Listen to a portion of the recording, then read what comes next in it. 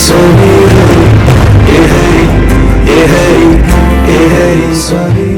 પુરુષોત્તમ મહારાજની જય, શાસ્ત્રીજી મહારાજની જય, યોગીજી મહારાજની જય, ગુરુ હરિહરિ પ્રસાદ સ્વામી મહારાજની જય, પ્રગટ ગુરુ હરિ પ્રબોધ સ્વામી મહારાજની જય, હરિપ્રબોધમ પરિવારની જય જય જય, દાસના દાસ થવાની જય જય.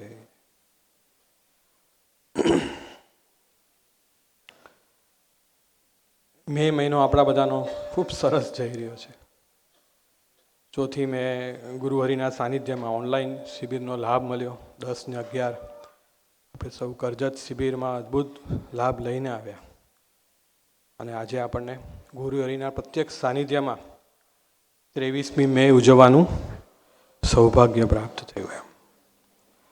એમ ખૂબ આનંદનો દિવસ છે. બધા ભજનો ગાતા હતા. મને એક સ્વામીજીની સ્મૃતિ થઈ. વર્ષો પહેલાં સ્વામીજી ગોરેગામ પધારેલા. સ્વામીજી એ દિવસે એકચ્યુઅલી આપણે સુભાષભાઈ દેસાઈ છે જે ગોરેગાંવના મિનિસ્ટર છે, વર્ષોથી આપણા યોગમાં છે, પણ ત્યારે એ દિવસે ફર્સ્ટ ટાઈમ સ્વામીજીને એમની મુલાકાત હતી અને ગોરેગાંવ રાજાવાડીમાં રાખી હતી. સાંજનો લેટ રાતનો ટાઈમ હતો. સ્વામીજી પધારવાના હતા અને સુભાષભાઈ બી પધારવાના હતા અને મિટિંગ હતી એટલે મળવાનું રાખેલું. સ્વામીજી પધારવાની બસ થોડો ઘણો ટાઈમ બાકી હતો ત્યાં મેસેજ આવ્યો કે હવે સુભાષભાઈ નથી પધારવાના. આપણને મેસેજ હતો કે સ્વામીજી પધારવાના છે એટલે ગોરેગાંવના ઘણા બધા કાર્યકર્તાઓ, થોડા અંગત દીકરાઓને બોલાવી રાખેલા કે સ્વામીજી ઉપર જાય, નીચે ગાડીમાંથી ઉતરીને ઉપર જાય, નીચે પાછા પધારે પાછા તો બધાને દર્શન થાય. કેન્સલ થયું લાસ્ટ મિનિટે સુભાષભાઈનું, એટલે સ્વામીજી તો ઓલમોસ્ટ પહોંચવાના જ હતા એટલે સ્વામીજી પધાર્યા. પધારીને પછી બધા દીકરાઓને જ આપણે સ્વામીની રીતિનીતિ છે, પહેલાં બધા દીકરાઓને મળ્યા, આનંદ કરાવ્યો થોડો. પછી સ્વામીજી ઉપર પધાર્યા. પછી સ્વામીજીએ જ સામેથી કીધું કે સુભાષભાઈ તો નથી આવવાના નહીં? તો કે ના. તો કે બધા દીકરાઓ બધા નીચે છે એને ઉપર બોલાવી લો એમ. એટલે પછી બધાને ઉપર બોલાવી લીધેલા, પણ બધું બહુ સાંકડું હતું, ઘરે સમાયું નહોતું. તો સ્વામીજી કે બીજું કાંઈ જગ્યા છે આપણે બધાને બેસાય? તો કે અગાસી પર ગોઠવાઈ જાય. એટલે તરત જ સેટી ઉઠતી નાની ફટાફટ ઉપર ગોઠવી નાખ્યું, સભા જેવું થઈ ગયું. આપણે જેમ વચનામૃતમાં વાતો કરીએ કે મહારાજ ઢોલીએ વિરાજમાન હતા અને દેશના ભક્તો, એવી જ પરિસ્થિતિ એમ ઢોલિયા જેવું થઈ ગયું. સ્વામીજીને તાત્કાલિક 5 મિનિટમાં આસન ગોઠવી દીધું, સભા ગોઠવાઈ ગઈ. અને પછી સ્વામીજીએ બોલ્યા શ્રી હરિ ગાવાનું કીધું અને બોલ્યા શ્રી હરિ ગાયા અને ત્યાં ગોષ્ઠી કરી હતી સ્વામીજી અને બોલ્યા શ્રી હરિ થોડું સમજાવ્યું હતું. અને એમાં વાત કરતા સ્વામીજી બોલ્યા કે આપણને કેવા પુરુષની પ્રાપ્તિ થઈ. આ તો સ્વામીજીએ એક સ્મૃતિ આપી આપણને. આપણે તો બધા અનુભવીને બેઠા છે, એ પ્રેમ એ ઐશ્વર્યને અનુભવીને બેઠા છે, પણ આ તો એક સ્મૃતિ. એ સ્વામીજી વાત કરતા બોલ્યા એમ કે ભગવાન સ્વામિનારાયણ ધરતી પર પધાર્યા તો કે મોટા મોટા રાજા મહારાજોને યોગમાં નહોતા લીધા એમ, તો કે કાઠી દરબારોને યોગમાં લીધા કે એ લોકોના ખાવાના ઠેકાણા નહીં, અઠવાડિયે 10 દિવસે તો નાય, એવા બધા ભક્તોને પ્રભુએ યોગમાં લીધા એમ વાત કરતા કરતા સ્વામીજી વાત કરી કે તમને લોકોને શું લાગે કે મહારાજ કે રાજા મહારાજો માટે આવતા હોય? તો કે ના, એના માટે ના આવે મહારાજ, તો કે એના ભક્તો માટે આવે. અને એમ વાત કરતા કરતા સ્વામીજી બોલ્યા એમ, તમને શું લાગે મહારાજ મિનિસ્ટરને મળવા આવ્યા હતા અહીંયા? એમ સ્વામીજી પોતે જ બોલ્યા, તમને શું લાગે મહારાજ અહીંયા મિનિસ્ટરને મળવા આવ્યા? તો કે ના, મહારાજ તો તમારા બધા માટે આવ્યા છે, તમને મળવા આવ્યા છે.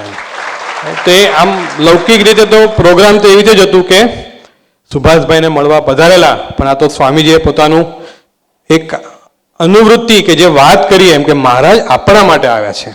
તો આપણે કેટલા બધા ભાગ્યશાળી એમ, રાઈટ, કે એમણે આપણને ગ્રહણ કર્યા, ખૂબ પ્રેમ આપ્યો, ધીરે ધીરે ધીરે પોતાના યોગમાં જોડ્યા, આપણો સંબંધ બાંધ્યો એમ. એમાં બધો દાખલો એમણે કર્યો અને સૌથી મોટી કૃપા આપણી પર કરી કે આપણને ગુરુહરિ પ્રબોધ સ્વામીની ગોદમાં બેસાડી દીધા. એ ઓળખાણ કરાવી દીધી આપણને, એ આપણી પર મોટામાં મોટી કૃપા કરી નાખે એમ. સ્વામીજીએ પોતાના જીવનનું સૂત્ર આપણે સૌ જાણીએ છીએ કે કોઈ આત્મીય બને કે ન બને, હે પ્રભુ મને આત્મીય બનાવો જોઈએ એમ. કે આ સૂત્રનો થોડો જો વિચાર કરીએ તો સ્વામી એટલે આપણને કોઈ સાથે આત્મીય ન થવું હોય તો એક જ કમ્પ્લેન છે કે આ વ્યક્તિ કદાચ આવી રીતે નથી કરતું, આ આવી રીતે વર્તે છે, કે આનો સ્વભાવ આવો છે, કે એવી બધી આપણી કમ્પ્લેનો હોય છે, તો હું એની સાથે કેવી રીતે આત્મીય થવું? તો સૂત્ર જ એવું છે કે કોઈ થાય કે ન થાય મારે થવાનું છે. એટલે એકદમ અઘરામાં અઘરું લાગે એમ, પણ સ્વામીજીએ એક સૂત્ર આપી દીધું આપણને, કમ્પ્લેન નિરપેક્ષ જીવન, અપેક્ષા રહિતના જીવનની સ્વામીજીએ પોતાના જીવનનું સૂત્ર બનાવ્યું એમ, ને આપણને સૌને એ માર્ગે ધીરે ધીરે ચલાવ્યા એમ. ભગવાન સ્વામિનારાયણના ટાઈમથી સ્વામીજીએ વાત કરી, ભગવાન સ્વામિનારાયણનો એક પ્રસંગ છે આપણા સંપ્રદાય ખાતે એકદમ આમ એક ચર્ચિત પ્રસંગ કહી શકાય, એકદમ એસ્ટાબ્લિશ પ્રસંગ કે ભાઈ ભગવાન સ્વામિનારાયણ ગરડામાં વિરાજમાન હતા અને મહારાજ બધા ભક્તો આવતા હતા એક પછી એક, અને મહારાજ બધાને પૂછતા હતા કે તમે ઢોલિયાના સત્સંગી કે સત્સંગીના સત્સંગી એમ. એટલે બધા કે મહારાજ ઢોલિયા પર વિરાજમાન હતા, તો કે અમે તો ઢોલિયાના સત્સંગી. તો મહારાજ રાજીપાનું દર્શન કરાવે ને કે બાજુમાં બેસી જાઓ એમ કરતા કરતા બધા આવતા ગયા. છેલ્લે પછી પર્વતભાઈ પધાર્યા એમ. મહારાજે એમને પૂછ્યું ત્યારે એમણે કીધું કે મહારાજ હું તો સત્સંગીનો સત્સંગી એમ. તો મહારાજે કીધું તો તમે દૂર જઈને બેસી જાઓ એમ. પછી બધા પર્વતભાઈને દૂર બેસાડ્યા એમ. તો બધાને વધારે આનંદ થાય કે આપણે રાઈટ આન્સર આપ્યો, આપણે મહારાજની બાજુમાં બેસ્યા એમ. પણ બધા પધારી ગયા પછી મહારાજ પોતે ઊભા થયા અને પર્વતભાઈ જ્યાં બેસ્યા હતા ત્યાં જઈને બેસી ગયા. અને પછી મહારાજે વાત કરી કે હું ઢોલિયાનો સત્સંગી નથી, હું તો સત્સંગીનો સત્સંગી છે. રાઈટ. તો મહારાજે આ એક અનુવૃત્તિનું દર્શન કરાવી દીધું, એક અદ્ભુત સંબંધયોગ જે ભગવાને ધરતી પર મૂકેલો કે ભક્તોની ભક્તિ, ભક્તોનો જે મહિમા છે એ ભગવાને ત્યારથી આપ્યો એમ. ઘણા બધા વચનામૃતમાં ભગવાને ભક્તોના મહિમાની વાતો કરી છે. અમુક વચનામૃતમાં તો મહારાજે એવી રીતે બી લખ્યું છે એક વચનામૃતમાં કે જો કોઈ મારા ભગતનો દ્રોહ કરે તો એની પર તો મને રેસ ચડી જાય છે અને ગમે તે કરું તો એ રેસ ઉતરે નહીં એમ ભગવાને ભક્તોની ખૂબ વાત કરી. એક સૂત્ર પ્રભુએ આપેલું કે હું ભક્તનો ભક્ત, એ મારું ભગવાનપણું છે એમ. કે ભગવાન કે મારું જે ભગવાનપણું છે કે એમનું ઐશ્વર્ય, એમની સામર્થ્ય કે જે કંઈ પણ છે તો કે શેમાં છે તો કે હું ભક્તનો ભક્ત છું એમ. તે ભગવાન આપણને દર્શન કરાવે છે કે મારી અનુવૃત્તિ ક્યાં છે, કે હું રાજી ક્યાંથી થઈશ એમ. કે ગુણાચંદ સ્વામી કહો તો ગુણાચંદ સ્વામીની વાતોમાં કેટલી બધી જગ્યાએ લખેલું છે એમ. કે ગુણાચંદ સ્વામીની વાત જે આપણે સૌથી આત્મા માટે સાંભળીએ છીએ એમ કે ભાઈ તમે ગમે તેટલી ભક્તિ કરો, કદાચ ભગવાનના મૂર્તિનું દર્શન બી કરતા હોય પણ એની કરતાં બી ભગવાનના ભક્તમાં આત્મબુદ્ધિ એ શ્રેષ્ઠ છે એમ. તો આ મહારાજથી માંડીને અત્યાર સુધી આપણે આ વર્ષોથી સાંભળતા જ આવ્યા છે એમ. રાઈટ. વર્ષોથી આ વસ્તુ આપણે સ્વામીજી બી એટલે શાસ્ત્રીજી મહારાજ, યોગીજી મહારાજ, સ્વામીજી અત્યારે ગુરુવરી વર્ષોથી આપણને આ માર્ગે ચલાવી રહ્યા છે એમ. સ્વામીજીના એક બે પ્રસંગની સ્મૃતિ કરીએ એમ. સ્વામીજીનો પ્રાગટ્ય દિવસ બી આપણે કે આત્મીયતાનું જે સૂત્ર છે હમણાં એક ટોપિક વચ્ચે બનાવેલો, એમાં એક પ્રસંગ મેં વાંચેલો, બહુ મને ગમી ગયો હતો એમ. આમ પ્રસંગ નથી એમ, પણ સ્વામીની જે અનુવૃત્તિ છે એની વાત છે એમ. કે વિદેશમાં એક બાપ અને દીકરોની વચ્ચે પ્રોબ્લેમ થઈ ગયો એમ. એટલે મોટી ઉંમરના હતા અને પછી અનબનાવ થઈ ગયો અને હવે સાથે રહેવાયની એવી પરિસ્થિતિ થઈ ગઈ એમ. એટલે પછી હરિધામ પધાર્યા છે એટલે પછી સ્વામીજીને બધી વાત કરી, સ્વામીજી મિટિંગ કરી, બેસ્યા, બે સાથે ખાનગી કરી, બધી વાતો કરી. પણ બેઉ જણની પોતપોતાની પકડ હતી. બેઉ જણને એમ હતું કે આ રાઈટ નથી, ઓલા બાપને એમ હતું કે આ વસ્તુ બરાબર નહીં, દીકરાને એમ હતું કે આ વસ્તુ બરાબર નહીં એમ. પણ થોડો ટાઈમ પસાર થતા પછી દીકરાને એમ લાગ્યું કે આ ક્યાંય જઈ નથી રહ્યું. ગુરુહરિ સ્વામીજી આપણી સાથે બેસ્યા છે, સ્વામીજી એટલી બધી વાત આપણને કહી રહ્યા છે, એટલે એ પછી સરળ થઈ જાય છે અને સ્વામીજીને પ્રાર્થના કરે છે, સ્વામીજી કે બસ હવે આપણે ના કહેવાનું હોય, હવે તમે જેમ કહેશો ને એમ હું કરીશ એમ. કે હું મારા પપ્પા સાથે જ્યાં સરળ થવાનું છે ને ત્યાં હું સરળ થઈ જઈશ, પણ મારે હવે એમની સાથે આત્મીય થઈ જવું છે, હવે તમારે ટાઈમ નહીં આપવાનો વધારે એમ. તો સ્વામીજી બહુ રાજી થઈ ગયા, એને એકદમ ભેટી પડ્યા. પછી એ દીકરાએ સ્વામીજીને વાત કરી કે સ્વામીજી અમે અહીંયા અમારે શું સેવા કરવાની એમ. તો સ્વામીજી ત્યારે એક સરસ વાત કરી એમ કે તે તારી પકડ મૂકી દીધી ને, તું સરળ થવાની તૈયારી બતાવી દીધી ને, કે બસ આની અંદર બધું આવી ગયું, કે આ એક તે આટલું કર્યું ને કે મારી સર્વે સેવામાં આવી ગઈ એમ. તો એ સ્વામીએ જે વાત કરી એમ કે એક વ્યક્તિ પોતાની પકડ છોડે છે કે મારી હું પકડ કે હું સરળ થઈશ, મારી સમજણ પ્રમાણે મને સામેવાળી વ્યક્તિ તો રોંગ જ લાગે છે, પણ એ હું મારી પકડ જો છોડવા તૈયાર હું તો સ્વામીજી રાજી થાય છે. મને પ્રીતિ ખૂબ છે સ્વામી સાથે, મારે એને રાજી પણ કરવા છે, પણ બીજી મારી પકડો પણ છોડવી નથી હતી. એની સામે રિવર્સમાં જોઈએ તો પવિત્રભાઈએ પોતાનું એક પ્રસંગ શેર કરેલું કે જ્યારે સેક્રેટરી થયા હતા અને પછી જોયે કે ઘણા બધા ભક્તો સ્વામીજીને ઓશિયાળા પણ કરતા હોય, સ્વામીજીનો ટાઈમ પણ વેસ્ટ કરતા હોય, એવી બધી પરિસ્થિતિ બહુ થતી હોય એમ. એટલે એમણે પછી સ્વામીજીને પ્રશ્ન પૂછ્યો હતો કે આપ બી બાપાના સેક્રેટરી રહ્યા છો એમ. તો ત્યારે તો બધા કેવા ભક્તો હતા, તો બાપાને ખૂબ ભીડો પડતો હશે, તો આપ એ વસ્તુ કેવી રીતે હેન્ડલ કરતા હતા એમ. કે આપ બધા ભક્તોમાં નિર્દોષ બુદ્ધિ રાખતા હતા કે પછી પ્લાનિંગ કરીને સારું એવી રીતે બધું કરી નાખો કે બાપાનું સચવાઈ જાય એવી રીતે કરતા હતા, તો શું કરતા હતા આપ એમ કરીને પ્રશ્ન પૂછેલો. ત્યારે સ્વામીજીએ રિપ્લાયમાં કીધેલું એમ કે પવિત્ર તું જે ભીડાની વાત કરે છે ને, મોટા પુરુષોને એ ભીડો લાગતો જ નથી એમ. કે જે આપણે જેને ભીડો સમજીએ છીએ, કે સ્વામીજીએ વાત કરી કે મોટા પુરુષને એ ભીડો લાગતો જ નથી એમ. પછી સ્વામીજી વાત કરી પણ જે ભક્તોને ભગવાને મોટા પુરુષે પોતાના માન્યા હોય અને બે ભક્તોની વચ્ચે જ્યારે ભગવાનને આત્મીયતાનું દર્શન ના થાય ને, તો એનો એમને ખૂબ ભીડો પડે છે એમ, રાઈટ. અને પછી સ્વામીજી આગળ વાત કરતા એવું બોલ્યા કે ભગવાનને એવું લાગે કે મારો દાખલો અફળ ગયો એવું એ પ્રભુને ફીલ થાય એમ. એક બાજુ કોઈ વ્યક્તિ પકડ છોડે છે તો સ્વામી એક અદ્ભુત રાજીપાનું દર્શન કરાવે છે, અને બીજી બાજુ એમ કહે છે કે જ્યારે હું મારી પકડ પકડી રાખું છું, મારી સમજણ પકડી રાખું છું, હું સાચો છું એ મને પકડી રાખું છે, તો ભગવાન સ્વામીજી એવું કહે છે કે મને સૌથી વધારે દુઃખ કે ભીડો એનો લાગે છે, રાઈટ. તો સ્વામીજી તો આપણને સૌને પોતાના માન્યા છે, રાઈટ. તો આપણે એ વસ્તુ મારે વિચારવાની છે કે મારે જો ખરેખર સ્વામીજી સાથે પ્રીતિ હોય, સ્વામીજીએ તો સ્થૂળ દેહ મૂક્યો, આજે ગુરુહરિ પ્રબોધ સ્વામીના યોગમાં છે, મારે ખરેખર એને રાજી કરવા હશે ને તો બધું કરું.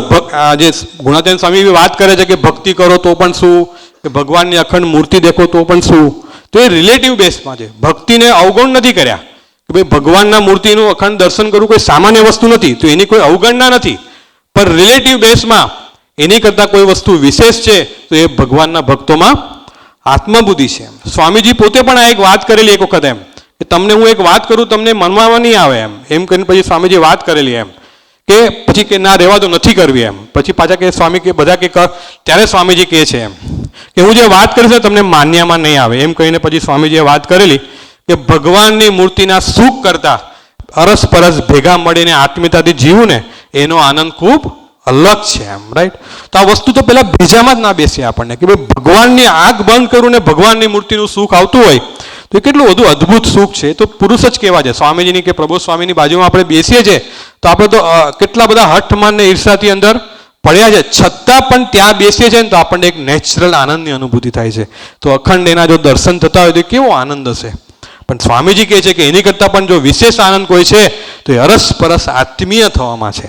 પણ એ આપણે સાંભળીએ છીએ, બોલીએ છીએ, કદાચ થોડું ઘણું સ્વીકારતા હશું પણ ખરેખર ને થોડું ઘણું કદાચ જીવતા પણ હશું પણ ખરેખર આ વસ્તુને આપણે ધ્યેય નથી બનાવી શકતા એમ. ગુરુહરિ સ્વામીજી અમને એક પ્રસંગ કીધેલો, પોતાની એને પ્રસંગ કહેતા કહેતા હું હતો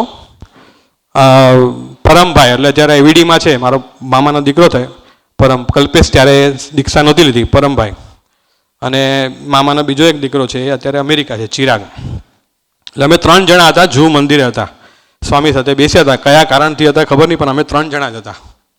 અને સ્વામીજીએ વાત કરી કે મારે છે ને હું તમને એક પ્રસંગ કહું છું એમ કરીને સ્વામીજીએ વાત કરેલી. પછી એવું કીધેલું કે આ પ્રસંગ છે ને તમારે લાઈફ ટાઈમ યાદ રાખવાનો, હું તમને ભવિષ્યમાં ગમે ત્યારે બી આ પ્રસંગ પૂછીશ તમને યાદ હોવો જોઈએ એમ કહીને સ્વામીજીએ વાતની શરૂઆત કરેલી. કદાચ યોગીજી મહારાજની બોધ કથામાં વાર્તા છે કે ખ્યાલ નહીં, આ પ્રસંગ બી કદાચ આપણે જાણીએ છીએ, પણ આ તો સ્વામીજીએ પોતે વાત કરી હતી પ્રસંગની એમ કે 4 ભાઈઓ ભેગા મળીને દરિયામાં હીરા ખોંદવા જાય છે, કે હીરા કલેક્ટ કરવા છે, કે 4 જણા દરિયાકાંઠે આવી જાય છે. પછી રાતનો ટાઈમ હોય છે, બધા પોતપોતાનું કે સવારે આપણે પ્રોસેસ સ્ટાર્ટ કરશું. એક ભાઈ કંઈક શાકભાજીનું કંઈક ગોઠવણ કરવા ગયો, એક લાકડા કાપવા ગયો, કંઈક બીજું કરવા ગયો, એક ત્યાં આગળ સુવા માટેની વ્યવસ્થા ગોઠવતો હતો. એમ કરીને 4 અલગ અલગ જગ્યાએ પહોંચી ગયા એમ. પછી કે દરિયાદેવ પ્રગટ થાય છે, વેશ બદલે છે અને એક ભાઈને મળવા જાય છે અને એને વાત કરે છે, પૂછે કે ક્યાં છો, શું શેની માટે આવે, એમ તેમને વાત સ્ટાર્ટ કરે છે. અને પછી પૂછે છે કે તમારે શું, બધા કહે છે કે મેં દરિયામાં હીરા ખૂંદવા આવ્યા છે. તો કે પેલા 3 જણા જે આજુબાજુ દેખાય છે એ બધા તમારી સાથે જ આવી? હા. તો કે એ બધા મારા ભાઈઓ છે. તો કે તારા ભાઈઓ છે, બરાબર છે, પણ કે બરાબર નથી લાગતા. તો કે કેમ? તો કે એણે વાત કરી દરિયાદેવ એમ કે એ તો તમારા માટે બહુ નેગેટિવ બોલતા હતા એમ કરીને વાત કરી એમ. એટલે ઓલો ભાઈ એકદમ આમને રોકી દે છે. સ્વામીજી આ રીતે પ્રસંગનું આખું વર્ણન એમને દરિયાદેવને રોકી દે છે. એ કે સાંભળો કે એ છે ને મારા ભાઈ છે, એટલે એ પહેલાં તો આવું બોલે જ નહીં. અને પછી બીજું વાક્ય કહે છે પણ કદાચ જો બોલ્યા હોય ને તો એ મારો ભાઈ છે, એને અધિકાર છે, તમે અહીંથી નીકળો, તમે અહીંથી નીકળો, એમ કરીને એમને કાઢી નાખે છે. દરિયાદેવ બીજા ભાઈ પાસે જાય છે, સેમ રિએક્શન, સેમ પ્રશ્નો, સેમ આન્સર. એ રીતે 4 ભાઈ પાસે દરિયાદેવ જઈ આવે છે અને 4 પાસેથી એમને સેમ આન્સર મળે છે. એટલે પછી 4 ભાઈઓ જ્યારે પાછા દરિયાકાંઠે ભેગા થાય છે, બધા પોતપોતાનું કામ પતાવીને, ત્યારે દરિયાદેવ ત્યાં પાછા આવે છે અને પછી પોતે દર્શન આપે છે કે ભાઈ હું જ દરિયાદેવ છું. અને પછી વાત કરે છે કે તમારા 4ની આત્મીયતા એટલી બધી સરસ છે કે તમે લોકો 100% મારામાંથી હીરા લઈને જ જવાના છો, તો તમારે એ પ્રોસેસમાં જવાની જરૂર નથી, આ બધા હીરા હું તમને સામેથી આપી દઉં છું. અને પછી સ્વામીજીએ વાત કરેલી એમ કે જો આપણે 5 જણા આત્મીય થઈને ભેગા થવાનો સંકલ્પ કરીએ ને તો આખા બ્રહ્માંડની સમૃદ્ધિ આપણા ચરણે આરોટે એમ સ્વામીજી વાત કરી હતી એમ. પણ એ આત્મીયતા એમ આપણને આ વસ્તુ નથી ખ્યાલ એવું નથી એમ આપણને બધાને આ વસ્તુનો ખ્યાલ છે. આપણે વધતા છે આપણે તો ડેડિકેટેડ છે રાઈટ અમરીશો છે ભગવાન સાથે સંબંધ બાંધવાનો આપણે સંકલ્પ કર્યો છે તો નથી જીવતા એવું નથી એમ પણ ક્યાંક ને ક્યાંક કોક ને કોક આપણી એવી પકડો હોય છે આપણા એવા સ્વભાવ હોય છે રાઈટ આપણી એવી કોઈ અપેક્ષાઓ હોય છે એવું કોઈ માનમાં આપણે રાજતા હોય છે જેને લઈને આપણાથી આત્મીયતાને એ ડગલે જીવાતું નથી એમ એ આપણે મંડાણ કરવું છે રાઈટ. સ્વામીજી એક વખત પોતાની પરાવાણીમાં વાત કરતા કીધેલું એમ બે વસ્તુ સ્વામીજીએ વાત કરી હતી એમ કે બે વસ્તુ છે જેને લઈને આત્મીયતા ઉપર સ્વામીજીની ગોષ્ઠી હતી અને સ્વામીજીએ વાત કરી હતી એમ તો ઘણી બધી વસ્તુ છે કે જે આપણને આત્મીય થવા ના દેતું હોય પણ સ્વામીજી એક બ્રોડ બેસમાં બે વસ્તુનું એક પરાવાણીમાં દર્શન કરાયું હતું એમ. સ્વામીએ કીધું કે પહેલી વસ્તુ એ છે કે આપણે બધા વાતો બહુ મોટી મોટી કરીએ એમ પણ આપણા જીવનમાં જ્યારે સામાન્ય બી પ્રસંગ આવે છે ને તો આપણે ભગવાનને કરતા કરતા માનતા નથી અને એ પ્રોસેસમાં આપણે જતા જ નથી એટલે આપણે આત્મીય નથી થઈ શકતા રાઈટ. તો આમ આપણને મને તો એમ છે કે મારે આત્મીય થવું છે રાઈટ આપણે એવું નથી આત્મીય તો થવું જ છે એમ પણ આપણે વિચારતા હોય તો પણ હું ખરેખર આત્મીય છું તો આન્સર બી મળે જ છે કે નથી રાઈટ ક્યાંક ને ક્યાંક તો પકડ છે કાંઈ ને કાંઈ તો રહે જ જાય છે. તો સ્વામીજી પહેલું કહે છે લેસન આપે છે આપણને શીખવાડે છે કે મારે આત્મીય થવું હશે તો શું કરવું પડશે. તો સ્વામીજી મને શીખવાડે છે કે મારે આત્મીય થવું હશે ને તો મારે પહેલાં તો ભગવાનને કરતા વાર્તા માનવાના પ્રોસેસમાં જવું પડશે. આપણે સૌથી વધારે જ્યાં રહેવાનું હોય ઘરમાં ને મંડળમાં રાઈટ તો હું વિચારું કે મારા ઘરે હું તો સત્સંગી છું વર્ષોથી સત્સંગી છું રાઈટ જન્મમાં ના કહેવાય પણ બીજા ત્રીજા ધોરણથી સ્વામીજીએ યોગમાં લઈ લીધેલા ઘરના બધા જ સત્સંગી છે બધા જ અમરીશો છે બધા જ કાર્યકર્તા છે આપણે મંડળમાં જઈએ છીએ એમ તો હું ઘરે કેવી રીતે પ્રોસેસ કરીએ આપણે તો કે મારા મમ્મી પપ્પાને મારા મમ્મી પપ્પા તરીકે જોઉં છું મારા વાઈફને મારા વાઈફ તરીકે છોકરાઓને છોકરાઓ તરીકે જોતા હોય મંડળના જે લોકો હોય આપણને વ્યક્તિને વ્યક્તિ તરીકે જોઈએ છે જ્યારે વ્યક્તિને વ્યક્તિ તરીકે જોઈએ છે તો એના સ્વભાવ દેખાય છે રાઈટ ને જ્યારે સ્વભાવ દેખાય છે એટલે કાંઈનું કાંઈ આપણને આપણું બુદ્ધિ જ એવી છે કે આપણને બીજા તરફ દ્રષ્ટિ વધારે રહે બીજાનું વધારે દેખાય હું જીવું કે ના જીવું પણ અને કદાચ હું સામાન્ય કોઈ વસ્તુ જીવતો હોય ત્યાં તો લિમિટ આવી જાય રાઈટ મેં કદાચ 11 નકોડી કરતો હોય અને જો કોઈ જમતું હોય તો એનો તો ભયંકર અભાવ આવે એટલે જ્યારે હું કદાચ કંઈક સામાન્ય જીવું તો બહુ નોંધાય એમ તો એ કેમ થાય છે કારણ કે હું વ્યક્તિ મારે આદત જ એવી છે તો મારે એ સિસ્ટમ ચેન્જ કરવાની જવું છે મારે ધીરે ધીરે પ્રેક્ટિસમાં જવું છે કે ઘરના કે મંડળના દરેક વ્યક્તિ છે એમાં કરતા કરતા ભગવાન છે એમ. કૃષ્ણાભાઈ એક સ્મૃતિ કરી સ્વામીજીની શેર અને બહુ ગમી ગઈ હતી એમાં શનિવારની સભામાં કૃષ્ણાભાઈ પધારેલા સ્વામીજી વર્ષો પહેલાં કોઈ બીમારી કંઈક ગ્રહણ કર્યું હશે કંઈક ઓપરેશન કરાવ્યું હશે કે ખબર નહીં પણ લોનાવાલા આરામ કરવા માટે પધારેલા અને ત્યારે આપણને ખ્યાલ છે ઘણીવાર સ્વામીજી કૃષ્ણાભાઈના જે સિટી બેંકમાં જોબ કરતા પહેલાં ત્યાં એના બંગલોમાં સ્વામીજી પધારતા એમ તો સ્વામી ત્યાં પધારેલા 5 દિવસનું પ્રોગ્રામ હતું એમ કૃષ્ણાભાઈ બી સાથે ગયા હતા ત્યાં તો કે પહેલા દિવસ પત્તા જ એવું લાગ્યું કે સ્વામીજીને વીકનેસ તો થોડી હતી જ એટલે જ આરામ કરવા લઈ ગયા હતા પણ સ્વામીજીની વીકનેસ વધતી જતી હતી એમ તો કે સેકન્ડ ડે થર્ડ ડે સુધીમાં તો સ્વામીજીની વીકનેસ એટલી બધી વધી ગઈ કે સ્વામીજી આમ સૂતા જ બેસી પણ ના શકે વધારે વાર એટલી બધું વીકનેસ આવી ગઈ પછી ચોથા કે એવા દિવસે સ્વામીજી બહાર બેસ્યા હતા અને સ્વામીજી પોતે જ વાત શેર કરી હતી કૃષ્ણાભાઈ વાત કરી હતી એમ સ્વામી પોતે જ વાત શેર કરી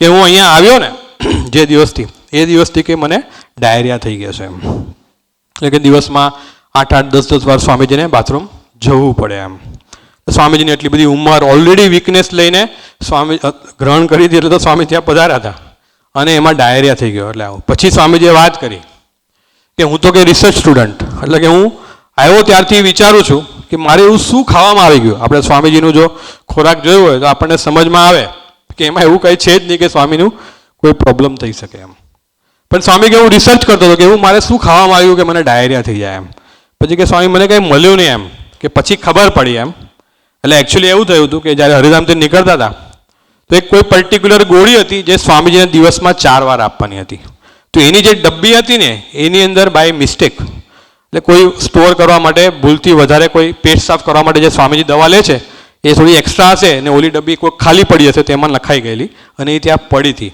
અને જ્યારે સ્વામીજી લોનાવાલા માટે નીકળતા હતા તો બાય મિસ્ટેક એ ડબ્બી લેવાઈ ગઈ હવે એ ડબ્બીમાં નામ બીજું કે જે દવા સ્વામીજીને દિવસમાં 4 વાર લેવાની છે પણ એની અંદર દવા એ નહીં દવા પેટ સાફ કરવાની એટલે પહેલા દિવસથી જ સ્વામીજીને દિવસમાં 4 વાર એટલે રાતના જ્યારે સ્વામીજી બોમ્બે પધાર્યા છે ત્યારથી જ આપવાનું સ્ટાર્ટ થઈ ગયું હતું એટલે લોનાવાલા નેક્સ્ટ ડે પધાર્યા બાય કાર ગયા ત્યારથી જ સ્વામીજીને ડાયરિયા સ્ટાર્ટ થઈ ગયો હતો તો એ 2-3 દિવસ તો અપાણી સ્વામીજીને, એટલે ડાયરિયા વધતો ગયો. પછી રિયલાઇઝ થયું અને પછી બધું સ્ટોપ થયું, એટલે ખ્યાલ આવ્યો એમ. અને પછી આ વાત કરતાં કરતાં કૃષ્ણભાઈ વર્ણન કરતા હતા કે સ્વામીજી એટલું બધું હસે, એટલું બધું માથામાં હાથ આમ ઘસી ઘસીને સ્વામીજી એટલું બધું હસે. અને પછી સ્વામીજી આનંદ કરતાં કરતાં બોલે કે આપણે જ્યાં હોય ને મહારાજ આપણી ભેગાના ભેગા જ છે, રાઈટ. એમ સ્વામીજીએ વાત કરી ત્યાં એમ. તો વિચાર કરીએ આપણે એમ, કોણ પુરુષ છે, ચલો એ બધું સાઈડમાં રાખીએ એમ, રાઈટ. પણ સ્વામીજીની સાથેનો જે સ્ટાફ છે એની તો કામ જ એ છે કે સ્વામીનું લૌકિક રીતે ધ્યાન રાખવાનું, રાઈટ. એનું તો સેવા જ એ છે. તો મને કદાચ આવું થાય કે મારી સાથે કોઈ મારા ઘરમાં મમ્મી પપ્પા કે વાઈફ આવું કરે તો આપણી કેવી ખોપડી ફરે, રાઈટ. આપણું કેવું હલી જાય કે કોમન સેન્સ છે તમારામાં કંઈક, આટલી બધી ઉંમરવાળી વ્યક્તિ છે, ડાયરિયાની દવા આટલી બધી અપાઈ જાય, રાઈટ. સિરિયસ કેસ થઈ જાય, આટલા બધા ઝાડા થાય તો કેટલું બધું સિરિયસ થઈ જાય. તો એ જે પ્રસંગ કેવો ક્રોનિક જોવા જાય, આમ જોવા તો કેટલો સ્ટ્રોંગ પ્રસંગ કહેવાય. અને સ્વામીજી કેટલું હળવાશમાં કાઢ્યું. તો એ શું પ્રોસેસ શીખવાડે છે તો કે કરતા કરતા એ સ્વામીજી મને કહે છે કે હું આ ઉંમરે આવી પરિસ્થિતિની અંદર જો સહજતાથી મારી આજુબાજુમાં ભગવાનને કરતા કરતા માનું છું, તું કેમ નથી માનતો, રાઈટ. એ મારી માટેનો પ્રસંગ છે, રાઈટ. એક એની સાથે અમારે ગોરેગાંવનો એક ભગત છે, હવે તો ગુજરાત શિફ્ટ થઈ ગયા ઘણા બધા વર્ષોથી, પણ મારે સારી દોસ્તી એમની સાથે હજી બી વાત થાય ઘણી બધી વાર. પણ એને પોતાનું એક પ્રસંગ શેર કરેલું મને એમ કે આપણે કરતા કરતા જે માનવાની વાત છે આપણને લાગે એમાં શું એમ, પણ કેટલું બધું ફરક પડી જાય એમ. ખાલી એ કારણ કે આશીર્વાદ તો મહારાજના છે. તો એની પ્રકૃતિ એવી આમ 20-21 વર્ષનો હશે ત્યારે આમ થોડું શરીર બી મારી એમ હેવી એમ અને ગરમ પ્રકૃતિ એમ. એટલે કોલેજમાંથી ને એમ આવે ગોરેગાંવ ઈસ્ટમાં રહે તો સ્ટેશનથી એનું ઘર ઘણું દૂર, થોડુંક દૂર એમ, પણ 20 મિનિટ થાય. એટલે હવે બપોરે તાપમાં ચાલીને આવે ને એટલે આખું પસીનાથી રેપઝેપ થઈ જાય. એટલે ત્યારે એના ઘરે નવું એસી બી કદાચ નાખ્યું હશે. એટલે એની સિસ્ટમ શું કે ઘરે આવે ઠંડુ પાણી પીવાનું, ફૂલ એસી કરવાનું, શર્ટ બર્ટ કાઢી નાખવાનું સલમાન ખાનની જેમ, પંખો ફૂલ ફાસ્ટ કરવાનો અને નીચે સૂઈ જવાનું. આ એની સિસ્ટમ. કારણ કે એને એટલું બધું ગરમ થઈ જાય શરીર, એટલે કે મને અડધો કલાક પછી મારું નોર્મલ થાય એમ. એટલે આવું એ કરે. પણ એમાં એના પપ્પા ક્યારે બી જો એ ટાઈમમાં ઘરે આવે અને એને આવી રીતે જોવે ને તો સીધો પંખો ફૂલ સ્પીડમાંથી 1 નંબર ઉપર કરી નાખે. એટલે એને એના પપ્પાને વારંવાર મગજમારી થઈ જાય. હવે એટલા માટે એના પપ્પા એવું કરી નાખતા હતા કારણ કે એને ગરમ પ્રકૃતિ બરાબર છે પણ એને શરદીનો બી બહુ ખોટો. એટલે જો એ ઠંડા એવી રીતે ફૂલ ફેન કરીને સૂઈ જાય ને તો એને શરદી વારંવાર પકડાઈ જાય અને એને શરદીની દવા 1-2 મહિને પાછી ચાલુ જ રહે. એટલે એના પપ્પા એના માટે એવું કરે. પણ આને લઈને એને એના પપ્પાની વચ્ચે વારંવાર ઝઘડા થાય. પ્રસંગમાં કાંઈ નથી. એને એમ લાગે મારા પપ્પા મને સમજતા જ નથી. આ આપણા બધાનું પ્રોબ્લેમ છે કે મને કોઈ સમજતું નથી, મારો પોઈન્ટ ઓફ વ્યૂ કોઈ જોઈ નથી રહ્યો એમ, રાઈટ. ને એના પપ્પાને બી એમ લાગે કે આ ડોબા જેવો છે, એને અક્કલ નથી, રાઈટ. એની શરદી પકડાઈ જાય છે પછી કેટલી દવા લેવી પડે છે, તો એને ન કરવું જોઈએ ને એવું એમ. ઓલાને એમ લાગે પપ્પાને આવું ન સમજવું જોઈએ ને કે મારું બોડી કેટલું ગરમ છે, આ હું ના કરું તો મારું બોડી હીટ થઈ જાય છે. આ ચાલ્યા રાખે. મારી સાથે બી ઘણી વાર વાત કરે, મને આપણે આપણા હિસાબે સમજાવે કે ભાઈ પપ્પાની ભાવના તો સારી જ છે ને અમે સ્વામીજી આપણને વર્ષોથી કરતા કરતા માનવાનું કે જ છે. પણ કાંઈ એમ રિઝલ્ટ એમાં એને એક વિડીયો જોયો. વિડીયો એટલે યોગીજી મહારાજનો એક પ્રસંગ હતો એમ. અને એમાં આપણે બાપાનો પ્રસંગ ચાલુ ઘીની તેલવાળું એનો આપણે એક સમયમાં એનું વિડીયો બનાવ્યો હતો અને એ સમયમાં રાખેલો એ એણે જોયો એમ કે આપણને પ્રસંગ એકદમ શોર્ટમાં કહીએ તો એ દરબારને બેનને રસોઈ આપી હોય છે. બાપા વિજ્ઞાન સ્વામી સાથે વિચરણમાં હોય છે અને ત્યાં થાળ આપવું હોય છે એ બેનને. એના હસબન્ડને કોઈ સત્સંગ નહીં, દરબાર, પણ બેનની ખૂબ ઈચ્છા હતી એટલે થાળ આપે છે તો રસોઈનું સીધું સામાન આપે, એમાં ઘી આપવાનું રહી ગયું. પછી દરબારને જમવા બી બોલાવ્યા પણ હવે ઘી તો આપ્યું જ નહોતું, પણ આગલા દિવસનું પડ્યું હતું એટલે બાપા 1-2 રોટલીમાં લગાડ્યું, પછી તો ઘી હતું જ નહીં એટલે કોરી રોટલી ગઈ. પેલો દરબાર ગરમ થઈ ગયો, અમે આટલું બધું ઘી આપ્યું તમે લોકો ખાઈ જાઓ છો, બ્લેમ કર્યું. વિજ્ઞાન સ્વામીને કમ્પ્લેન કરી. વિજ્ઞાન સ્વામીએ વિચાર્યા કર્યા વગર બાપાને માર્યો, આક્ષેપો આપ્યા, ઓલું સળગતું લાકડું માર્યું, આખો પ્રસંગ છે. પછી તો છૂટા પડી ગયા. ઘરે ગયો ને ખબર પડી કે ભાઈ ઘી તો ઘરે જ રહી ગયું છે. એટલે પછી એને અફસોસ થઈ ગયો કે ભાઈ મારી ભૂલને લઈને ઓલા એક સંતને આટલો બધો મારને આક્ષેપ ખાવો પડ્યો. એટલે પછી દોડતા પાછા આવે છે તો બાપા તો સહજતાથી ને બેઠા માળા ફેરવતા હતા, બધી સેવા પતી ગઈ હતી અને બાપાની માફી માંગે છે. ત્યારે બાપા એક જ વાક્ય બોલે છે એમ કે તમારે માફી માંગવાની હોય જ નહીં, કે કરતા કરતા એક શાસ્ત્રીજી મહારાજ જ છે અને શાસ્ત્રીજી મહારાજ આપણું ક્યારે અહિત કરે નહીં. એમ એ આખું આ પ્રસંગનું વિડીયો રૂપાંતર હતું એમ. એ આ પ્રસંગ એને જોયો કે મને એટલો બધો શોર્ટ લાગી ગયો. છોકરો કહેતો હતો કે યોગીજી મહારાજને તો વાક જ નથી, કાંઈ એનું ઓળું જ નથી, છતાં પણ એ શાસ્ત્રીજી મહારાજને કરતા કરતા માને છે. ત્યારે મારે તો મારા પપ્પા એકચ્યુઅલી મારા સારા માટે કરે છે, પણ હું માનતો નથી. એટલે પછી એ ભજન કરતા કરતા એણે ભજન તો એ આમ બી પહેલાં બી કરતો હતો, આજે એ ભજનમાં બહુ સિન્સિયર વ્યક્તિ છે, પણ એને આ પ્રસંગ વાગોળવાનું સ્ટાર્ટ કર્યું. એને ટચ કરી ગયો પ્રસંગ એમ.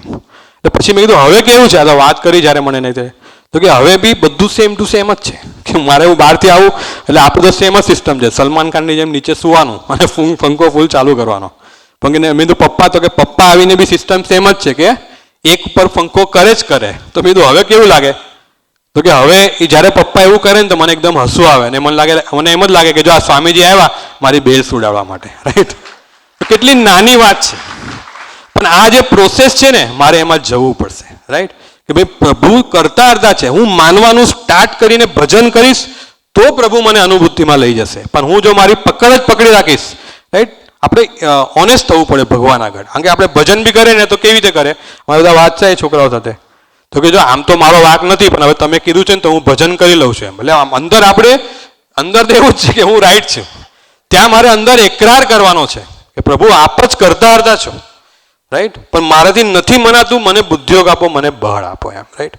સ્વામીજી એક બીજી વાત કરી હતી એમ, ખાલી આમાં શેર કરીએ વચ્ચે. સ્વામીજી એવું કીધેલું કે આપણે છે ને કોઈ ભક્તોને બાયપાસ નહીં કરવાના. સ્વામીજીને એક પરાવાણીમાં સ્વામીજીએ વાત કરેલી એમ. એટલે મને એવું લાગ્યું, એટલે બીજું એમાં બાયપાસ એટલે શું, પણ જ્યારે સ્વામીજીએ વાત કરી ત્યારે મને એવું લાગ્યું કે આ તો આપણો રોજનો નિત્યક્રમ છે, આપણે આ જ કરીએ છીએ, રાઈટ. તો સ્વામીજી પછી વાત કરતા એવું બોલ્યા કે સમજો તમારે કોઈ સાથે પ્રસંગ બની જાય, બે વ્યક્તિની વચ્ચે પ્રસંગ બની જાય, તમને એવું લાગે કે મારો આમાં વાક નથી, મારો આમાં વાક બહુ લિમિટેડ છે, મેક્સિમમ વાક સામેવાળાનો છે, તો તમે એવી રીતે મન મનાવી લો કે ચાલ જવા દે, સામેવાળા વ્યક્તિનો સ્વભાવ આવો જ છે, એટલે એમ કરીને તમે ચલાવી લો કે ભાઈ એનો નેચર જ એવો છે, તો આપણે મગજમારી નથી કરવી, જવા દો. સ્વામીજી કીધું આને ભક્તોને બાયપાસ કર્યા કહેવાય, આપણે ભક્તોને બાયપાસ કરવાના નહીં, આપણે દિલથી માનવાનું. સ્વામીજીએ કીધું કે એમાં કરતા હરતા ભગવાન જ છે, એને ભગવત ભાવ કહેવાય, એમ સ્વામીજી ત્યારે સમજાવેલું એમ. તો હવે આપણે નાના મોટા પ્રસંગમાં આપણે જો ઘરે કે બા મંડળમાં વિચારીએ તો એવું તો કેટલું બધું આપણે કરતા હોય કે ભાઈ જવા દે ભાઈ, છોડ ને, મગજમારી નથી કરવી, મગજમારી નથી કરવી, રાઈટ. એ આપણે પણ અંદર રજીસ્ટર તો થયેલું જ છે. એટલે જે પ્રોસેસ છે એ તો મારે પકડવો જ પડશે, સિદ્ધાંત વાત છે કે મારે કરતા હરતા માનવાના પ્રોસેસમાં જવું જ પડશે. બીજી એક વાત શોર્ટમાં 8:22 થઈ એમ, બીજી એક વાત ફટાફટ પતાવી દઈએ. પણ બીજી વાત સ્વામીજીએ કરી હતી એમ કે બીજું છે, આપણે દરેક વ્યક્તિ પોતાના જાણપણામાંથી બહાર આવતો નથી. એટલે આપણે આત્મીય, બીજો પોઈન્ટ સ્વામીજીએ કે આપણે અલગ અલગ, હું સમજુ, હું રાઈટ, હું ડાયો, આજે એક જાણપણું છે, આપણી બુદ્ધિનું જાણપણું, રાઈટ, આપણે બુદ્ધિ શક્તિ, આપણા પૈસાનું જાણપણું, આપણે કેવા છે એવું જાણપણું, આપણે કંઈ નાની મોટી સેવા કરતા હોય તો એનું અલગ પ્રકારના જાણપણા છે એમ, કે એમાંથી આપણે બહાર નથી આવતા એમ. ને આપણને આ બધાને ખ્યાલ આવે, આપણે નાનામાં નાનો, આપણને ક્રિકેટ રમતા આવડતું હોય ને, અને એક સારો શોટ વાગ્યો હોય ને, કોઈ બોલે ને બહુ સરસ શોટ માર્યો તો આપણને સહજ થાય, આપણને અંદર ગયેલું, પણ હવે જો નેક્સ્ટ બોલમાં જો આનથી સારો મારું, રાઈટ. એટલે કેટલી નાની વાત છે, પણ નિરંતર આપણે જાણપણામાં જીવતા હોય છે. બ્રહ્મવિહારી સ્વામી એક પ્રવચન કરેલું, એમાં એણે 100 પ્રકારના માન લખેલા, અને પછી એ પ્રવચન મણિભાઈને સાંભળવા આવેલું, ત્યાંના પ્રાદેશિક સંત છે, એટલે એમણે એના બધા 1 નંબર 2 નંબર 3 બધા માનનું લિસ્ટિંગ કર્યું અને પ્રિન્ટ કરીને લગાડ્યું હતું ત્યાં જર્મનીમાં એમના ઘરમાં. સ્વામીજી ત્યાં પધારેલા અને સ્વામીજી જોયું, એટલે પૂછ્યું કે આ શું છે, એટલે મણિભાઈએ કીધું કે રીતે બ્રહ્મવિહારી સ્વામીએ ગોષ્ઠી કરેલી 100 પ્રકારના માન. તો સ્વામી કે 2-3 વાંચ્યા પછી કે 100 પ્રકારના માન છે, તો સ્વામી કે આ બ્રહ્મવિહારી સ્વામીએ 100 લિસ્ટિંગ કર્યા. પછી સ્વામીજી બોલ્યા કે માન 100 પ્રકારના નથી, માન તો અનંત પ્રકારના છે, એમ સ્વામીજી વાત કરી. તો હવે વિચાર કરો કે આપણું જે જાણપણું બી છે ને એ બી અનંત પ્રકારનું છે. નાની નાની દરેક વસ્તુના જાણપણામાં આપણે જીવીએ છીએ, એટલે જ આપણે સહજતાથી બીજાના ગુણ જોઈ નથી શકતા, સાંભળી નથી શકતા, રાઈટ. સહજતાથી બીજાનો સ્વીકાર નથી કરી શકતા, કારણ કે હું મારા જાણપણામાંથી બહાર નથી આવતો. પછી પણ સ્વામીજી અદ્ભુત વાક્ય સ્વામીજી આપણા માટે કીધું. સ્વામીજીએ કીધું કે માન તો અનંત પ્રકારના છે. પછી સ્વામીજી બોલ્યું પણ કોઈ બાપાના જીવનમાં ડૂબી જાય ને તો અનંત પ્રકારનું માન બાષ્પીભવન થઈ જાય, રાઈટ. તો આ મારું બીજો પ્રોસેસ છે. સ્વામી એક કરતા હરતા માનવાની વાત કરીને બીજો પ્રોસેસ છે કે મારે ખરેખર ગુણાતીત પુરુષોના જીવનમાં ડૂબવું પડશે, એના દાસત્વમાં ડૂબવું પડશે. એમ પ્રબોધ સ્વામીજીના દાસત્વમાં મારે ડૂબવું પડશે. તો મને એમ સ્વાધ્યાય કર્યો તો એમ મને પ્રભુ કે 2 રીતે ડૂબવું પડે. મારે એક બાજુ એની સામર્થ્યનો વિચાર કરવો પડે કે કેવા પુરુષ છે, એની સામર્થ્ય શું, રાઈટ. ગુણાતીતનું વર્ણન સ્વામીજી બહુ બધી વખત કર્યું છે, હજારો વખત કર્યું છે, રાઈટ. એક મહાસત્તા કહેવાય, એનું જ ધાર્યું ચાલે છે, રાઈટ, બધી જગ્યાએ, પણ છતાં એકદમ સહજ દાસત્વ છે. આ 2 મારે પેરેલલ કરવું પડે. એક બાજુ એનો મહિમા અને બીજી બાજુ એનું જે નેચરલ દાસત્વ, જે અહમ શૂન્ય અવસ્થા છે, એ બેનેમાં હું પેરેલલ ડૂબી અને ઠાકોરજી એમના ચરણે ભજન કરીને પ્રાર્થના કરું તો પ્રભુ ધીરે ધીરે મને એમાં લઈ જાય એમ. રાઈટ. ગુરુવારીનો એક પ્રસંગ છેલ્લો શેર કરીને મારી સેવા પૂરી કરું એમ કે એમ હરિશરણ સ્વામી આ પ્રસંગ શેર કરેલો, કદાચ આપણે બધાને ખબર છે, પણ કેવું સહજ દાસત્વ એમ. એટલે મને ખાલી આજે સરસ જે આપણે સ્મૃતિ કરીએ પ્રસંગની એમ કે ગુરુવારી એવીડીમાં વિરાજમાન હતા, હિંચકે બેસ્યા હતા અને ઓલું પાથરણનું સામે બધું પાથરેલું, વિદેશના બધા ભક્તો આવેલા હતા પણ કોઈ નીચે બેસેલું નહીં, બધા આજુબાજુમાં ઊભા હતા. ગુરુવારી હિંચકે બેસી ગયા હતા, બધા ઘણા બધા ભક્તો હતા પણ બધા ઊભા ઊભા દર્શન કરતા હતા. પણ જે પાથરણનું પાથરેલું હવા આવતી હશે એટલે પાથરણનું થોડું ઉડતું હતું. એટલે કોઈ ભગતે ત્યાં એનાઉન્સ કર્યું એમ કે આ પાથરણું ઉડી રહ્યું છે તો થોડા સેવકો નીચે બેસી જાવ તો પાથરણું ઉડવાનું બંધ થાય એમ. તો પ્રબોધ સ્વામી તો હિંચકા પર ઓલરેડી બેસી ગયા હતા, બહુ બધા ભક્તો સામે ઊભા હતા. પણ આવું જેવું બોલ્યા કે પ્રબોધ સ્વામી સહજતાથી ઊભા થઈને પાથરણા ઉપર જઈને બેસી ગયા. રાઈટ. આ પ્રસંગ આપણે સૌ જાણીએ જ છે એમ. એટલે આપણને ઓલા જે સેવકે એનાઉન્સ કર્યું એને પ્રબોધ સ્વામીને કીધું કે સ્વામી આ તો ઉડતું હતું તો બધા સેવકોને બેસવાનું કીધું, આપ તો જ્યાં બિરાજમાન રહો ત્યાં હિંચકા ઉપર જ એમ. તો પ્રબોધ સ્વામી તરત કીધું એમ કે તે બોલ્યું ને કે સેવકો નીચે બેસી જાય, તો કે હું સેવક છું એટલે નીચે બેસી ગયો, કે હું સેવક છું એટલે નીચે બેસી ગયો એમ. એ કયા પુરુષ છે આપણે એમને બાજુમાં રાખીએ એમ, પણ એક બાજુ લૌકિક રીતે વિચાર કરીએ એમ કે ગુરુવારી ત્યાં બિરાજમાન છે હિંચકા ઉપર, સામેવાળા કેટલા બધા ભક્તો ઊભા છે, એ શું કામે ઊભા છે એ લૌકિક રીતે પ્રબોધ સ્વામીને ખબર જ હતી ને. બધા ગુરુવારીના દર્શન માટે ઊભા હતા, બધા ગુરુવારીના દર્શન માટે ઊભા હતા. પણ એવી પરિસ્થિતિની અંદર બી ગુરુવારીનું સહેજ પણ એનું જાણપણ, કેટલું બધું જાણપણ આ રહિતનું, કેટલી બધી હાઈટ કહેવાય કે એક બાજુ પરાકાષ્ઠા લેવલનું એમનું જીવન છે કે એમનો ભગવાન સાથેનો સંબંધ છે કે એમનું ઐશ્વર્ય પ્રતાપ છે, પણ બીજી બાજુ એ વસ્તુનું સહેજ પર માનસપટ પર જાણપણું ના હોય ત્યારે આવું કરી શકે એમ. અત્યારના આવું એનાઉન્સ થાય ને કે કોઈ આવી રીતે બેસી જાઓ તો હું ના જાઉં એમ નીચે, આપણે તો વક્તા છે, આપણે ઊભા છે એમ. રાઈટ. નેચરલ હોય આપણને એમ. પણ એ સહજ અવસ્થામાં પોતાને સેવક માની શકે છે, એ કેટલી બધી સહજ. તો આવા પ્રસંગોમાં મારે ડૂબવું પડે. આપણે ભરૂચનો જ્યારે સમયો પહોંચ્યો આપણને બી ખબર છે, અદ્ભુત સમયો થઈ ગયો, લાખો ભક્તો આવ્યા અને લાખો ભક્તો આવ્યા કરતા કે જે દિવ્ય વાતાવરણ હતું એમ. કોઈ ભગત કેટલા બધા અમે સમજો અમારા મંડળમાં બી જોઈએ તો નવા આવેલા ભક્તો બી પછી સમય એટલે એક્સક્લુઝિવ કે લાઈફનો બેસ્ટ એક્સપિરિયન્સ કહી શકે. તો કેટલું બધું દિવ્યતા, કેટલું બધું દિવ્ય વાતાવરણ. તો કોને લઈને હતું? તો કે ગુરુવારીને લઈને. બધા ભક્તો બી કોને લઈને આવ્યા હતા? શેની માટે આવ્યા હતા? કોને રાજી કરવા માટે આવ્યા હતા? તો કે ગુરુવારીને. આટલું બધું સરસ, આટલું બધું થઈ ગયું. પછી પ્રબોધ સ્વામી તો રાતોરાત એવીડી પધારી ગયા હતા. તો એવીડી પધાર્યા પછી રાતના કંઈક લેટ થઈ ગયું હતું તો વોકિંગ કરવા નીકળ્યા. રાઈટ. આ એક બાજુ બેકગ્રાઉન્ડમાં આખો આવો અદ્ભુત સમયો થઈ ગયો છે, એ વોકિંગ કરવા નીકળ્યા. તો એ જ્યાં વોકિંગ આખું હોલમાં વોકિંગ કરતા તો કોર્નરની લાઇટ ચાલુ કરવાની, તો પોતે લાઇટ ચાલુ કરતા કરતા ગયા. એટલે એક બાજુથી પોતે લાઇટ ચાલુ કરતા કરતા ગયા એટલે બીજી બાજુ સેવક દોડીને લાઇટ ચાલુ કરી નાખી. ત્યારે પ્રબોધ સ્વામી કશું બોલ્યા નહીં. પછી એ જે 2 કે 3 રાઉન્ડ જે 20 મિનિટનું વોકિંગ કરે છે એમણે કર્યું રાત્રે, અને પછી જ્યારે લાસ્ટ રાઉન્ડ મારતા હતા એટલે એમને ખ્યાલ હતું કે મારો આ લાસ્ટ રાઉન્ડ છે, એટલે જતા જતા એ લાઇટ બંધ કરતા કરતા ગયા એક બાજુથી એમ. એટલે બીજી બાજુ છોકરો દોડીને ત્યાં સુધી પહોંચી ગયો કે પ્રબોધ સ્વામી પાસ થાય ને એટલે બંધ કરે એની પહેલાં એ બંધ કરી દે એમ. એટલે પ્રબોધ સ્વામીને એટલો પીડો. એટલે પ્રબોધ સ્વામી ત્યાં તરત બોલ્યા એમ કે તું શું કામ આવ્યો? તમારે નહીં આવવાનું. વોકિંગ કોને કરવાનું હતું? કે મારે કરવાનું હતું. તો લાઇટ પણ કે મારે બંધ કરવી જોઈએ, તમારે લાઇટ બંધ કરવા આવવાનું નહીં એમ. તો એમ આ પ્રસંગ બહુ સામાન્ય છે, આમાં એવું કાંઈ. પણ મને વિચાર આવે કે આવો અદ્ભુત સમય, એનો જરાય પર રંચ માત્ર હૈયાના વિશે એનો ભાર નહીં. આ કેટલી બધી નેચરલ અવસ્થા છે, કેટલી બધી કે એનું કોઈ જાણપણું જ નહીં, કેટલું બધું 100% એ સ્વામીજીના માથે પડીને જીવાની વાત કરે છે. પોતે પ્રવચનમાં, ગોષ્ઠીમાં, પર્સનલી બધાને કહે છે, પણ એવું નથી, એ વન સાઈડ એવું જીવે પણ છે. તો આવા પ્રસંગમાં મારે ખરેખર ડૂબવું પડે. તો આજના શુભ અને મંગલકારી દિવસે સ્વામીજીના ચરણે પ્રાર્થના, ગુરુહરિ પ્રબોધ સ્વામીજીના ચરણે પ્રાર્થના કે આપે અમને ગ્રહણ તો કરી દીધા, હવે અદ્ભુત સંબંધ તરફ અમને લઈ જઈ રહ્યા છો. ગુરુહરિ પ્રબોધ સ્વામી જેવી અમને ગોદ આપી દીધી છે, તો અમને થોડા જાગૃત બનાવજો. અમે ખરેખર અમારી જે પકડો છે થોડું ઘણું છોડીએ અને ખરેખર આપના તરફ પંડાણ કરી અને અરસપરસ જે ભક્તો છે એને સહજતાથી એની સાથે આત્મીય થઈ શકીએ, એ જ પ્રાર્થના સહજાનંદ સ્વામી મહારાજની. તું રાજી થા